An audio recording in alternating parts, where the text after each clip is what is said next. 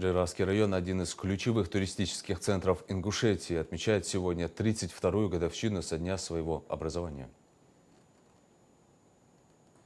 8 октября 1993 года первый президент республики Руслан Аушев подписал указ о создании данной административной единицы, начав отсчет нового времени. Одновременно с воссозданием ингушской государственности одновременно с воссозданием ингушской государственности. Однако история этих мест уходит своими корнями в далекую древность, о чем свидетельствуют сохранившиеся по сей день фамильные башенные поселения ингушей, являющиеся всемирными памятниками каменного зодчества.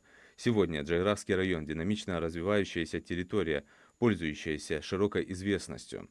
Глава республики Махмуд Али Калиматов в своем обращении к жителям назвал этот день важной вехой в истории региона. Джейрах – особое место для каждого ингуша. Это не только один из красивейших районов республики, но и наша историческая колыбель. Здесь сосредоточено более 3000 уникальных памятников средневековой ингушской архитектуры. Башенные комплексы Вовнушки, Эрзи, Таргим, древний храм Тхабаерды. Сейчас они восстанавливаются при поддержке благотворительного фонда Сафмар Микаила Гуцериева, которому мы очень благодарны за его участие в жизни республики. Сегодня район активно развивается. Туризм в этом горном районе становится важной частью нашей экономики. На его территории работает всесезонный курорт Арымхи.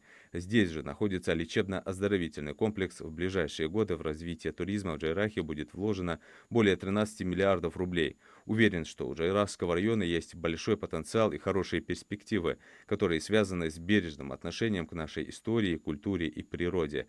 Поздравляю всех жителей Джейрахского района с этой важной датой.